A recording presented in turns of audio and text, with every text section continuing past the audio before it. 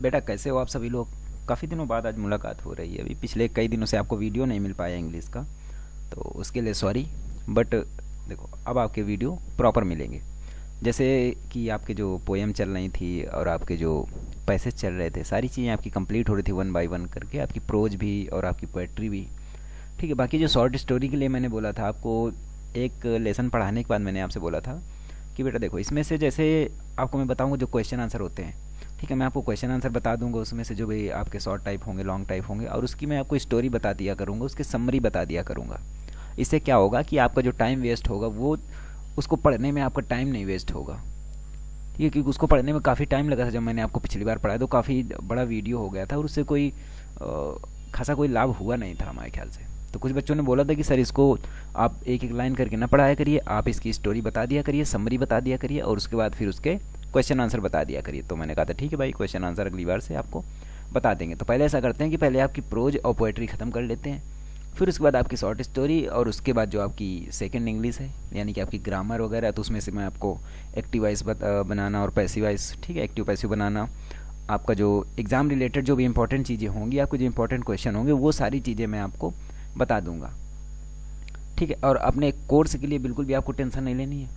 बिल्कुल देखो, जैसे आपकी ये जो आपका चैनल की जो प्लेलिस्ट है, चैनल की प्लेलिस्ट में जब आप जाएंगे तो प्लेलिस्ट में जैसे जो इंग्लिश की प्लेलिस्ट बनी हुई है, ठीक है, तो उसमें आपको पूरा कोर्स मिल जाएगा। जो प्रोज की प्लेलिस्ट होगी उसको मैं अलग अलग वैसे तो कर दूंगा अभी, लेकिन अभी अभी चलने दो आप लेसन, जो लेसन है पोएम उनको चलने दो इसी तरह से। जैसे ही फिर मैं जब पूरा इधर का जैसे पोएम आपकी पूरी कर लूँगा, आपकी जो पोइट्री उसको कंप्लीट कर दूंगा, और उसके बाद जैसे प्रोज कंप्लीट कर दूंगा, तो फिर मैं आपको उसको जो प्ले लिस्ट है उसको अलग अलग कर दूंगा। इससे आपको पढ़ने में आसानी रहेगी। तो कोर्स आपका पूरा हो जाएगा। कोर्स की बिल्कुल टेंशन आपको नहीं लेनी है। सारी चीज़ें मैं आपको समझा दूंगा वन बाय वन करके, और बिल्कुल किस तरह से आपको एग्ज़ाम देना है, किस तरह से आपको एग्ज़ाम में अच्छे मार्क लाने हैं, सारी चीज़ें आपको मैं समझा दूंगा। तो उस चीज़ की आपको बिल्कुल टेंशन नहीं लेनी। अभी हम लोग इंग्लिश पोएट्री पढ़ रहे हैं। आज हम लोग कौन सी पढ़ेंगे? आज हम लोग अलाइनमेंट पोएम, जो आपकी पोएम है वो पढ़ेंगे।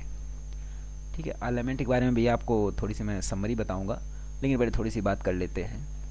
तो देखो, वही मैं कह रहा था कि जैसे आपका एग्ज़ाम जब आएगा, तो जब आपके एग्ज़ाम आएंगे तो वैसे मेरे ख्याल से 19 तारीख से आपके जो स्कूल हैं वो खुलने वाले हैं। तो ठीक है, अच्छी बात है, आप जाइए स्कूल में पढ़ाई करिए जाके।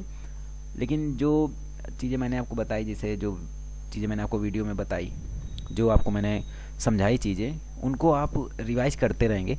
एक वीडियो देखते रहेंगे, एक एक करके वीडियो उनको रिवाइज करते रहेंगे, तो सारी चीज़ें आपको बिल्कुल याद हो जाएंगी पूरी तरह से, और आपको और अच्छे से चीज़ें समझ में आ जाएंगी कि किस तरह से आपको क्वेश्चन करने हैं। ठीक है, किस तरह से आपको पैसेज करने हैं, किस तरह से आपको पोएम करनी है, सारी चीज़ें आपको समझ में आ जाएंगी।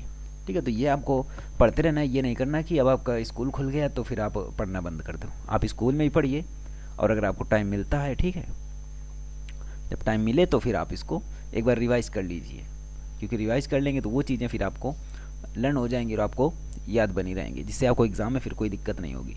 बाकी एग्ज़ाम के लिए मैं आपको बता दूंगा कि किस तरह से आपको एग्ज़ाम देना है। ठीक है, उसमें किस तरह से लिखना है, किस तरह से लिखना होता है, कौन सा क्वेश्चन कैसे लिखना होता है, सारी चीज़ें आपको बताऊँगा। बिल्कुल किसी भी चीज़ की आपको टेंशन नहीं लेने की, नहीं सर इस चीज़ की हमें बहुत टेंशन है ना। और जो भी प्रॉब्लम हो, मैंने आपसे कई बार ये बात बोली है कि जो भी आपको प्रॉब्लम हो, अगर कोई भी प्रॉब्लम होती है आपको, कोई भी प्रॉब्लम, ए टू जेड कोई भी प्रॉब्लम है, आप तुरंत मुझसे बताइए।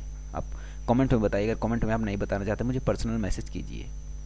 ठीक है, पर्सनल मैसेज करके मुझे बताइए कि नहीं सर मुझे ये प्रॉब्लम है, ये चीज़ मुझे समझ में नहीं आ रही है, इस चीज़ में मुझे प्रॉब्लम है। वो सारी चीज़ें आप मुझे बता सकते हैं।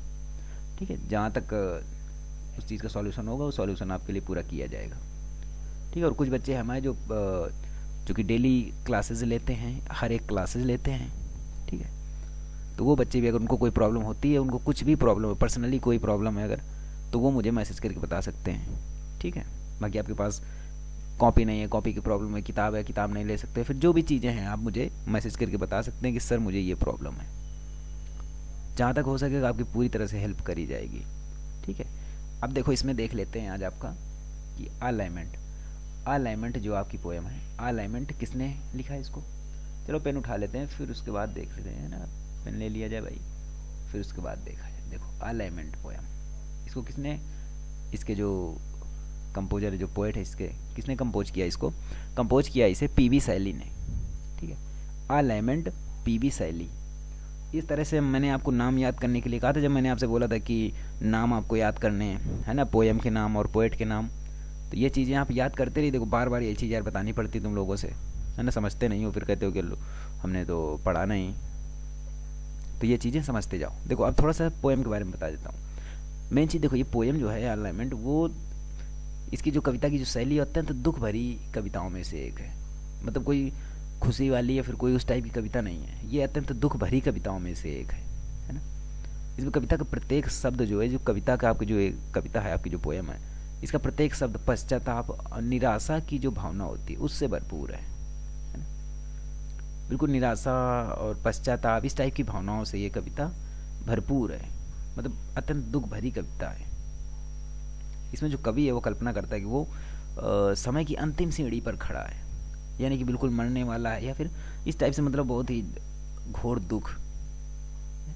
कवि क्या करता है कि अपने बीते हुए जीवन को एक निर्मल हृदय से देखता है और अनुभव करता है कि संसार में उसके आने वाले दिन गिने चुने हैं। वह दुखी होता है कि उसकी जवानी की स्फूर्ति और जीवन की खुशियाँ अब लौट कर उसके पास वापस नहीं आएंगी। यानी जो कवि है वो अपने अंतिम समय में बिल्कुल मरने वाला है कुछ ही दिनों में। कवि कहता है कि अब उसके जो 2400 घंटे हैं वो अब आनंद रहित हैं, अब नीरस हैं बिल्कुल, अब उनमें कोई भी आनंद बचा हुआ नहीं है। वह प्रकृति के सौंदर्य का आनंद प्राप्त करने के अयोग्य है, यानी कि वो प्रकृति का आनंद नहीं, अब सौंदर्य, जो प्रकृति के सौंदर्य का आनंद है वो प्राप्त नहीं कर सकता है। ठीक है, चलो अब इसमें देख लेते हैं कि आगे आपकी पोएम कह देगी, उसको फिर 1 बाय 1 करके आपकी पोएम पढ़ा देते हैं। देखो आप क्या लिखा है कि O world, O life, O time, on whose last steps I climb. Lament का मतलब देखो बेटा, लैमेंट का मतलब क्या होता है? लैमेंट का मतलब होता है क्या? शोक, है ना, शोक, सौरो यानी कि दुख। अब देखो जैसे ये आपका दिया गया है कि O world, O life, O time, ये आपके पीड़ा सूचक शब्द है ना, क्योंकि इस संसार में कवि के जीवन के समय का अंत होने वाला, तो ये पीड़ादायक शब्द है जो कवि बोल रहा है। On whose last steps I climb, इस संसार में कवि के जीवन के समय को अंत होने वाला है, जो कवि का जीवन है उसके समय का अंत होने वाला है। अतः यह तीनों शब्द कवि के हृदय की वेदना को प्रकट करते हैं। कौन से तीनों शब्द? ओ world, O life, O time. ये तीनों शब्द कवि के हृदय की वेदना को प्रकट करते हैं। देखो, on whose last step I climb, जो कवि है इस संसार की तुलना एक सीढ़ी से कर रही, पीवी शैली है, ठीक है। जो कवि इस संसार की तुलना क्या है? एक सीढ़ी से कर रही है। कवि ने इसकी तुलना एक सीढ़ी से की है। On whose last steps I climb, ठीक है, ये बात समझ में। Trembling at that where I had stood before. अब देखो इसका मतलब क्या? देखो ये तीनों वर्ड आपके समझ में आ गए कि ये पीड़ा सूचक शब्द है। इस संसार में कवि जीवन के समय का अंत होने वाला है, अतः यह तीनों शब्द कवि के हृदय की वेदना को प्रकट करते हैं। On whose last step I climb trembling at that where I had stood before. कवि इस संसार की तुलना एक सीढ़ी से कर रहा है जिसके अंतिम डंडे पर वह चढ़ रहा है, जिसके अंतिम डंडे पर वह चढ़ रहा है या फिर अंतिम डंडे पर वह खड़ा है, क्योंकि उसका समय नजदीक है ना। आगे लिखा है कि when will return the glory of your prime, जिस संसार में भूतकाल में उसने परेशानियों कठिनाइयों का मुकाबला बहादुरी से किया था, आज वही भय से कांप रहा है। नो मोर, ओह नेवर मोर। वह स्वयं से प्रश्न करता है उसकी जवानी का वह आनंद कब वापस आएगा। घोर निराशा से वह स्वयं ही उत्तर देता है कि वह आनंद कभी वापस नहीं आएगा। नो मोर, ओह नो मोर। घोर निराशा से वह स्वयं उत्तर देता है कि वह आनंद अब कभी वापस नहीं आएगा। एक बार फिर से इसका पूरा अर्थ समझ लेते हैं। देखो, ओ world, O life, O time, यह तीनों शब्द क्या है? पीड़ादायक। कि संसार में कवि के जीवन के समय का अंत होने वाला है, अतः यह तीनों शब्द कवि के हृदय की वेदना को प्रकट करते हैं। On whose last steps I climb trembling at that where I had stood before. कवि इस संसार की तुलना एक सीढ़ी से कर रहा है जिसके अंतिम डंडे पर वह चढ़ रहा है या फिर अंतिम डंडे पर वह खड़ा है। When will return the glory, देखो जिस संसार में भूतकाल में उसने परेशानियों कठिनाइयों को मुकाबला बहादुरी से किया था, आज वही भय से कांप रहा है। When will return the glory of your prime, no more, oh never more। वह स्वयं से प्रश्न करता है कि उसकी जवानी का आनंद कब वापस आएगा, और फिर घोर निराशा के साथ उत्तर देता है कि वह आनंद अब कभी वापस नहीं आएगा। ठीक है, ये बात आपकी समझ में आ गई। चलो आगे देखते हैं, आगे का आपका जो स्टैंजा है उसको देखते हैं। देखो, out of the day and night, out of the day and night. देखो, इसका मतलब है कि मेरे जीवन की प्रत्येक घड़ी से आनंद अदृश्य हो गया है। A joy has taken flight, आनंद अदृश्य हो गया है। Out of the day and night, मेरे जीवन की प्रत्येक घड़ी से, मेरे मतलब दिन और रात से जो आनंद है वो बिल्कुल अदृश्य हो गया है, आनंद ही नहीं बचा है।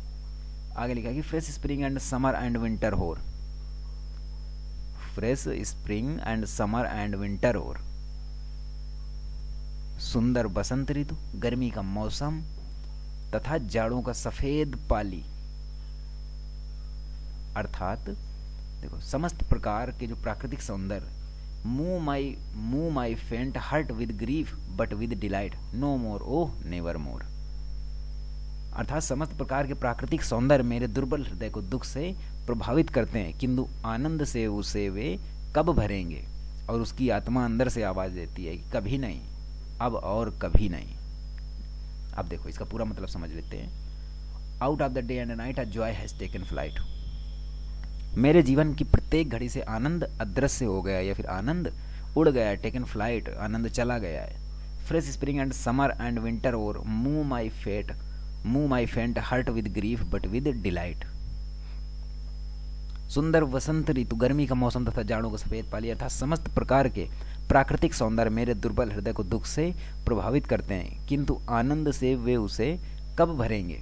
और फिर उसकी आत्मा अंदर से आवाज देती है कि नो मोर ओह नो मोर, कभी नहीं, अब और अधिक कभी नहीं। तो यहाँ पर आपकी ये पोयम कंप्लीट होती है। और देखो, अगर आपको इसका पीडीएफ चाहिए, खैर इसकी पीडीएफ की तो आपकी आवश्यकता है नहीं, कि जो चीज़ें वो मैंने पढ़ा दी हैं आपको, तो इसकी पीडीएफ नहीं, बाकी जो आपके रेफरेंस कॉन्टेस्ट है उसकी पीडीएफ आपको मिल जाएगी। और अगर आपको कोई पर्सनल क्वेश्चन है, जैसा कि मैंने आपको बताया, अगर आपको कोई प्रॉब्लम है कोई भी, तो आप मुझे इस पर पर्सनल मैसेज कर सकते हो। कमेंट करके मुझे ज़रूर बताइए कि वीडियो आपको कैसा लगा। अच्छा लगा तो लाइक करिए, आपको अच्छा नहीं लगा तो डिसलाइक कीजिए, बट कुछ ना कुछ तो करिए, है ना। चलो फिर, ये चीज़ें आज हो गई। आज काफ़ी सारी बातें हो गई हैं आपसे कि क्या प्रॉब्लम है, क्या समस्या है। बाकी आप मुझे कमेंट करके सारी चीज़ें आप मुझे बता सकते हैं, ठीक है, बिल्कुल। अरे यार, आराम से बताया करो। देखो, बिना किसी रोक टोक, बिना किसी डर के आराम से मुझे बताया करो, सर ये प्रॉब्लम है।